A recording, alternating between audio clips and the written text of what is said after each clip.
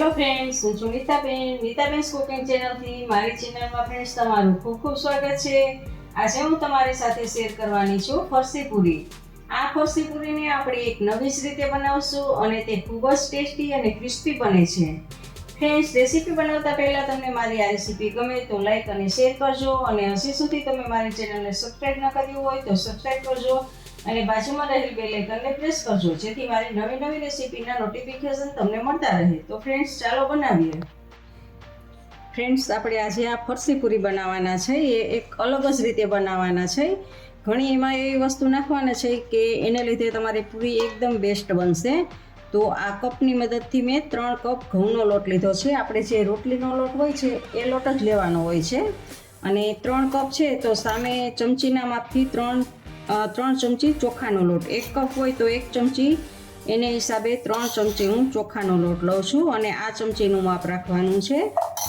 અને હવે તમે 1 મોટી ચમચી, 1 કપ હોય તો અડધી મોટી ચમચી જીરું લેવાનું છે. આપણે 3 કપ છે એટલે 1.5 મોટી ચમચી જીરું લેશું.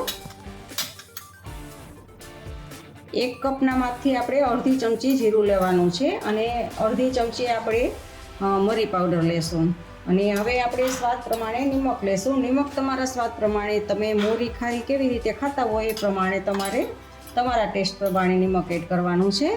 અને આ બધાને સારી રીતે આપણે મિક્સ કરી દેવાનું છે. જુઓ, આમ બધું જ અંદર ફેલાવી દેવાનું છે. જુઓ ફ્રેન્ડ્સ, હવે આપણે આમાં ઘી લીધું છે. તમે ઓઇલ પણ લઈ શકો છો, બટર પણ લઈ શકો છો. અને આ ચમચીના માપથી 3 ચમચી મેં ઘી લીધું છે. અને હવે એ ઘીમાં આપણે 3 ચમચી, આપણે જેટલું ઘી લીધું છે એટલો જ આપણે રવો એડ કરવાનો છે. તો 3 ચમચી એમાં રવો એડ કરું છું. અને જેટલું કપનું માપ છે ને એની સામે જ આ બધું ચમચીનું માપ છે આપણે. અને આને ધીમો ગેસ રાખી અને સાતડી લેવાનો છે રવાને આમાં. આ આપણે મોણ માટેનું છે. જો ફ્રેન્ડ્સ, આ એક ટિપ્સ છે આપણી. આવી રીતે અલગ આપણે આવી રીતે બનાવીને નાખશું તો આપણી આ ફરસી પૂરી છે એ ખૂબ જ સરસ લાગશે. જો એમાં મેં ચોખાનો લોટ પણ નાખ્યો છે. તો ચોખાનો લોટ છે એ તમારું તેલ ચડવા નહીં દે અને સરસ એકદમ બનશે.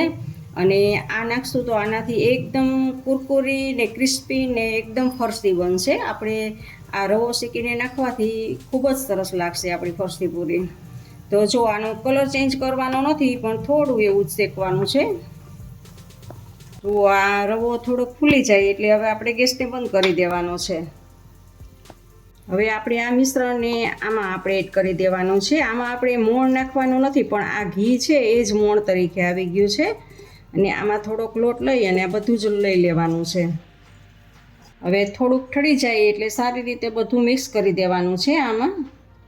જો થોડુંક ઠંડુ થઈ જાય પછી ફ્રેન્ડ્સ આવી રીતે હાથની મદદથી બધે જ આવી રીતે મિક્સ કરી દેવાનું છે. આપણે મોણ નાખેલું છે, જે રવો શેકેલો એવડું એ, અને એ બધામાં સારી રીતે મિક્સ થઈ જાય. જુઓ, આવું મુઠ્ઠી પડતું મોણ લાગી જશે. અને હવે આમાં થોડું થોડું પાણી એડ કરી અને લોટ બાંધવાનો છે. લોટ આપણે કઠણ પણ નહીં અને ઢીલો નહીં, એવી રીતે આપણે લોટ બાંધવાનો છે. જુઓ ફ્રેન્ડ્સ, આપણો લોટ બંધાઈ ગયો છે અને જુઓ આટલો રાખવાનો છે, કઠણ પણ નહીં અને ઢીલો પણ નહીં. અને હવે આને આપણે રેસ્ટ આપવાનો છે. તો 10 મિનિટ માટે આમને એમ ઢાંકીને આપણે રેસ્ટ આપીએ. જુઓ 10 મિનિટ થઈ ગઈ છે તો હવે આપણો લોટ સેટ થઈ ગયો છે. તો હવે આને આપણે સારી રીતે આમ કસણી લેવાનો છે. જુઓ, સારી રીતે આપણે કસણી લેશું આને, એટલે એકદમ લીસો અને સરસ થઈ જાય. જુઓ, આમાંથી આવું એક લુઓ લઈ અને આવડા બધા જ કરી અને ગોળ ગોળાના લુવા બનાવી લેવાના છે. અથવા તો તમે એક મોટો રોટલો વણી અને એક વાટકીની મદદથી તમે એક સરખા બધી જ પૂરીનો આકાર આપી શકો એમ છો. પણ આપણે અત્યારે અહીંયા પૂરી વણીએ છીએ. જો આવી રીતે આમ કરી લેવાનું.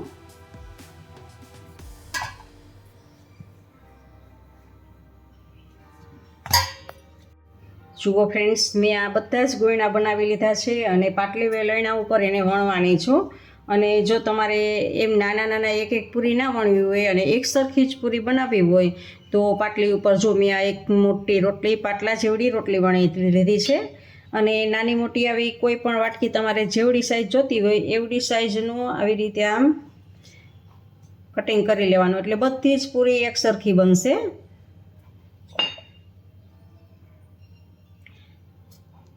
જુઓ, તમારે જેવડી માપમાં કરવી હોય એવડી વાટકી લઈ અને પછી આ બહારનો ભાગ બધો જ કાઢી લેવાનો, એટલે તમારી પૂરી એક સરખી બનશે. જુઓ, જો આ 3 પૂરી બની ગઈ છે. અને હવે આપણે આ પૂરીને ફૂલવા દેવાની નથી, એટલે કાંટા ચમચીની મદદથી અથવા તો ચપ્પુની મદદથી આવી રીતે આમ કરી લેવાનું છે, કારણ કે ફરસી પૂરી હોય છે એટલે એને ફૂલવા દેવાની નથી હોતી. તો ફ્રેન્ડ્સ, આ એક રીતે મેં તમને પૂરી વણતા બતાવી કે તમને પૂરી વણતા સરખી ના આવડતી હોય તો આ એક સરખી બનાવી હોય તો એવી રીતે કરવાની. અને બીજી રીતે જોઈએ તો આપણે જે રેગ્યુલર આમ પૂરી વણીએ છીએ એવી રીતે વણતી જવાની છે. જુઓ, આમ વણી અને પછી આ કાંટા ચમચીની મદદથી આમ કરી લેવાનું. આવી જ રીતે આપણે બધી જ પૂરી બનાવી લેવાની છે. જુઓ ફ્રેન્ડ્સ, આ બધી જ પૂરી મેં વણી લીધી છે અને સામે ગેસ ઉપર આપણે તેલ પણ ગરમ થવા રાખી દીધું છે. તેલ આવી જાય એટલે આપણે તળવાનું છે. આપણું તેલ આવે ત્યાં સુધીમાં આપણે પૂરી ઉપર છાંટવાનો એક મસાલો બનાવી લેશું. તો આ 1 ટીસ્પૂન જેટલો ચાટ મસાલો છે અને 1 ટીસ્પૂન જેટલો આપણો સંચર પાવડર છે અને કાશ્મીરી મરચું 1 ટીસ્પૂન જેટલું આપણે કાશ્મીરી મરચું છે. આ બધાને આપણે સારી રીતે મિક્સ કરી દેવાનું છે. અને જ્યારે પૂરી તળાઈને ગરમ જ ઉતરતી હોય, બધી જ તળાઈ જાય ત્યારે હજી ગરમ જ હોય ત્યારે જ ઉપર છાંટી દેવાનો છે, જેથી પૂરીમાં એકદમ લાગી જાય ઉપર. તો આપણો આ મસાલો તૈયાર છે પૂરી ઉપર છાંટવાનો. જુઓ, આપણું તેલ એકદમ ફૂલ આવી ગયું છે. હવે આપણે ગેસને સ્લો ટુ મીડિયમ આપણે કરી દેવાની છે ફ્લેમને. અને આવી રીતે આમ પૂરીને 4 થી 5 પૂરીને એડ કરીને આપણે પૂરીને તળવાની છે.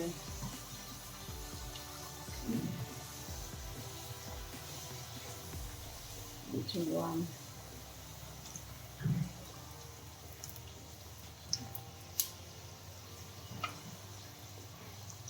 5 પૂરી 4 5 પૂરી નાખી અને બધી જ પૂરી આવી રીતે આપણે ધીમા ગેસે પહેલાં ફૂલ તેલ આવવા દેવાનું છે. એક વખત જ આવવા દેવાનું છે ફૂલ, પછી સ્લો ટુ મીડિયમ ગેસ ઉપર જ આપણે એને તળવાની છે, જેથી કરીને આપણી પૂરી ક્રિસ્પી બને એકદમ સરસ.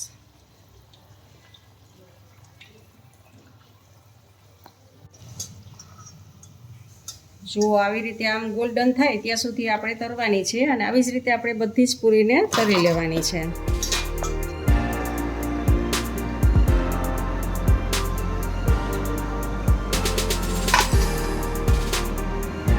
જુઓ ફ્રેન્ડ્સ, આ આપણી એકદમ ક્રિસ્પી અને કડક એવી પૂરી આપણી બનીને તૈયાર છે. તો હવે એની ઉપર આપણે આ મસાલો બનાવેલો છે એ આપણે હાથથી જ છાંટીએ. જુઓ, હાથથી જ આવી રીતે આમ છાંટી દેવાનો છે, જેથી કરીને સરસ બધી બાજુ લાગી જાય.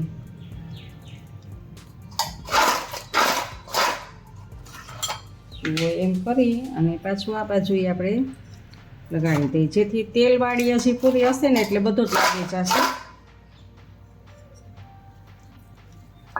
જુઓ, બધામાં સરસ રીતે લાગી ગયો છે.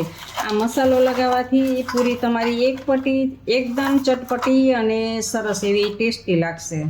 તો આપણી પૂરી આ બનીને તૈયાર છે.